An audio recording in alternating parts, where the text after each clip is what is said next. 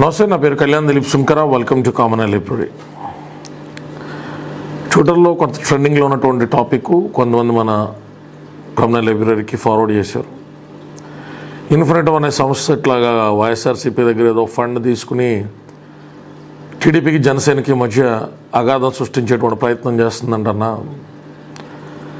అదని ఖచ్చితంగా ఇన్ఫ్లుయెన్సర్స్ అయ్యి కూడా ఎక్కువ మందిని మెయింటైన్ చేసేటువంటి ఆ సంస్థ ఆ రకంగా చేస్తున్న దాని మీద మీరు మాట్లాడండి అని. వాస్తవానికి నేను ఆ ఇన్ఫినిటమ్ మీడియా నెట్వర్క్స్ అనేటువంటి సంస్థతో ఒక 4-5 years నుంచి వేరువేరు సందర్భాల్లో వేరువేరు కేసులతో నేను ట్రావెల్ చేయడం జరిగింది. అందులోనూ కొంతమంది క్రియేటర్స్కి సంబంధించి మీ అందరికీ తెలుసు. అంతకుముందు వర్ష డిసోజా అన్న పాపది ఒక ఫేక్ వీడియో వైరల్ అవుతూ ఉంటే దాన్ని హైకోర్టు నుంచి ఆర్డర్ తీసుకురావడం జరిగింది. ఆ తర్వాత చందు సాయికి సంబంధించినటువంటి బెయిల్ కానీ, ఇంకొంతమంది క్రియేటర్స్ దొరసాయి తీజారెడ్డి, కొంతమంది క్రియేటర్స్ షణ్ముఖ్ సంబంధించినవి కానీ, ఇట్లా చాలా కేసెస్ నేను ఆ సంస్థతో పాటు డీల్ చేయడం జరిగింది. ఆ సంస్థ చైర్మన్ కానీ CEO కానీ ఇద్దరు కూడా నాకు సుపరిచితులే. రాహుల్ రాఘవేంద్ర గారు CEO and founder chairman SD Chadda గారు కూడా నాకు పరిచయస్తులు. అయితే ఇందులో ఉన్నటువంటి అంబిగ్విటీ ఏంటంటే, ఆ సంస్థకి సంబంధించి ప్రముఖమైనటువంటి యూట్యూబ్ ఇన్ఫ్లుయెన్సర్స్, యూట్యూబ్ స్టార్స్ని వేదిక అవడమే కాకుండా కొన్ని వందల మంది త్రూఅవుట్ ద కంట్రీ, కొన్ని వేల మందికి జీవనోపాధి కల్పించినటువంటి సంస్థగానే కాకుండా నాకు తెలిసినంత వరకు 2006-2007 నుంచే వాళ్ళకి పొలిటికల్ క్యాంపెయిన్స్కి సంబంధించినటువంటి వేరే సిస్టర్ కన్సర్న్ కంపెనీ అయితే ఉన్నది. సో 2014 నరేంద్ర మోడీ గారి క్యాంపెయిన్లో కూడా వాళ్ళు క్రూషియల్గా వ్యవహరించినట్టు నాకు డైరెక్ట్గా ఉన్నటువంటి ఇన్ఫర్మేషన్ అది. సో తర్వాత కొంతకాలం వాళ్ళు టీడీపీకి సంబంధించి కూడా నారా లోకేష్ గారిని, చంద్రబాబు గారిని కలవడం నాకు ఇన్ఫర్మేషన్ ఉంది. తర్వాత జనసేన పార్టీకి సంబంధించి కూడా నాగబాబు గారి ఛానల్ కూడా మొన్నటిదాకా దాంట్లో ఉండేది ఇన్ఫినిటంలో. ఇప్పుడు ఉన్నదో లేదో నాకు ఇన్ఫర్మేషన్ అయితే లేదు. సో వాళ్ళు ఒక political canvassing or political campaigning consultancy. So obviously political campaigning కన్సల్టెన్సీస్కి వాళ్ళ విధానాలు, వాళ్ళని అప్రోచ్ అయినటువంటి క్లయింట్కి సంబంధించినటువంటి మెథడాలజీస్ వాళ్ళు ఫాలో అవుతూ ఉంటారు. అండ్ ఇది ఎలక్షన్ సీజన్.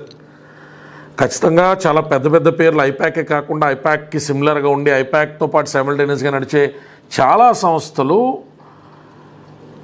ఈ ఎలక్షన్ సీజన్లో ఆయా క్లయింట్లు వాళ్ళ దగ్గరికి అప్రోచ్ అయినటువంటి పార్టీలు కానీ, ఆయా పార్టీలో ఉన్నటువంటి వ్యక్తులు కానీ, ఒక్కొక్కసారి ఒక్కో సంస్థ టీడీపీలో 10 మందికి చేయొచ్చు, జనసేనలో 6 చేయొచ్చు, వైసీపీలో 25 మందికి చేయొచ్చు, ఒకటే సంస్థ. అంటే డిజిటల్ ట్రెండ్స్ క్రియేట్ చేయడంలో కానీ, వాళ్ళకి సంబంధించినటువంటి క్యాన్వాసింగ్ వీడియోస్ని వీళ్ళు క్రియేట్ చేసి ఇన్ఫ్లుయెన్సర్స్ ద్వారా వాళ్ళని జనాలను ఆకర్షించుకునేటువంటి విధానంగా చేయడం కానీ, ఇప్పుడంతా కూడా డిజిటల్ అయిపోయిన తర్వాత ఈ డిజిటల్ క్యాన్వాసింగ్ అనేటువంటిది చాలా ప్రముఖంగా జరుగుతున్నటువంటిది. సో అందులో భాగంగా నాకైతే రాహుల్ గారు వాయిస్లా కూడా అనిపించలేదు. ఎందుకంటే రాహుల్ గారితో నేను చాలాసార్లు మాట్లాడాను, రాహుల్ రాఘవేంద్ర గారితో. I cannot term it as real are fake, కానీ నాకు ఎందుకంటే రాహుల్ గారు వాయిస్లో రిలేటబుల్గా అనిపించలేదు. ఫస్ట్ ఆఫ్ ఆల్ ఒక 5 నిమిషం కంటే తక్కువదో వీడియోతో రావడం జరిగింది. ఏదైనప్పటికీ సంస్థల పేర్లు కూడా నేరుగా పెట్టి, నాకు ఎందుకంటే SD గారు కూడా ఫోన్ చేశారు, చైర్మన్ కూడా, కళ్యాణ్ నేను చాలా హ్యూజ్ అమౌంట్కి డిఫర్మేషన్కి వెళ్దాం అనుకుంటున్నాను, కొన్ని ఛానల్స్ లిస్ట్ అది కూడా మీకు ఫార్వర్డ్ చేస్తూ ఉన్నాను. డైరెక్ట్గా సంస్థ పేరు ఎట్లా పెట్టేస్తారు, పొలిటికల్ క్యాన్వాసింగ్, పొలిటికల్ క్యాంపెయినింగ్ అనేటువంటిది సిస్టర్ కన్సర్న్ కంపెనీ ఒకవేళ చేస్తున్నది అనుకోండి, దాంట్లో 20 కోట్లు 50 కోట్లు అని చెప్పి బేస్లెస్ అలిగేషన్స్ ఎట్లా చేస్తారంటే, సార్ లీగల్గా మీరు ఏ రెమెడీ కావాలంటే ఆ రెమెడీ, ఎట్లాంటి గ్యాగ్ ఆర్డర్ అయినా ఒక ప్రయత్నం ఏదైనా చేయాలనుకుంటే, డిఫర్మేషన్ కావాలన్నా కూడా మీ ప్రయత్నం చేయొచ్చు sir. As a empanelled advocate and legal adviser to the firm నేను ఖచ్చితంగా మీకు సహకరిస్తానని చెప్పడం జరిగింది.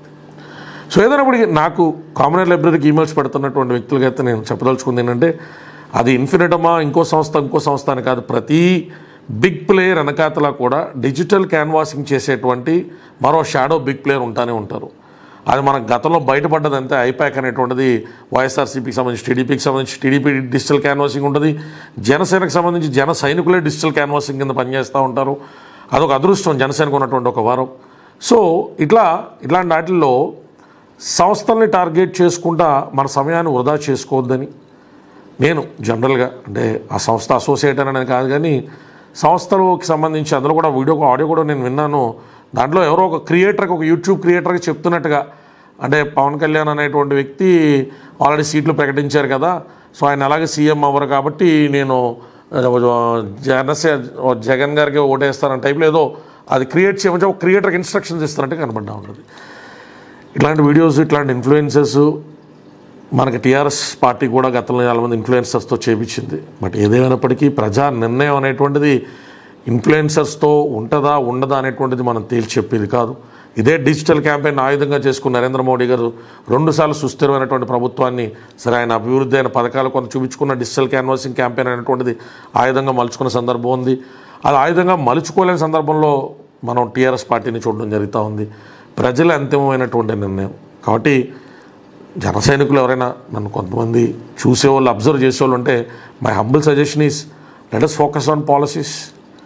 షణ్ముఖ వ్యూహానికి సంబంధించి పవన్ కళ్యాణ్ గారు అభ్యర్థులు నిలబెట్టిన చోట ఎందుకు ఓటేయాలనేటువంటి దాని గురించి ఖచ్చితంగా పవన్ కళ్యాణ్ గారు లాంటి వ్యక్తి యాక్టివ్ పాలిటిక్స్లో సుస్థిర స్థానాన్ని ప్రజలు ఇవ్వడం ద్వారా ప్రజలకు ఒరిగేటువంటి దాని గురించి, ప్రజలకు మేలు కలిగేటువంటి దాని గురించి ఈ 90 రోజులు కూడా, ఈ 70 నుంచి 90 రోజులు కూడా శ్రద్ధ సారించడం వల్ల ఒక 10 మంది న్యూట్రల్ ఓటర్లను జనసేన వైపు తిప్పినా కూడా జనసేనకు బలం చేకూర్చున్నట్టు అవుతుంది అని ఖచ్చితంగా ఇట్లాంటి చాలా డిస్ట్రాక్షన్స్ మనకి చిన్న చిన్న మేతలుగా ప్రతిపక్ష పార్టీలు, ఆల్రెడీ అధికారం చవిచూసిన పార్టీలు, సామాన్యుల యొక్క అనిశ్చితి, అనాలోచితనాన్ని అవగతం చేసుకున్నటువంటి శక్తులు కూడా విసురుతాయి. కట్టి తస్మాత్ జాగ్రత్త.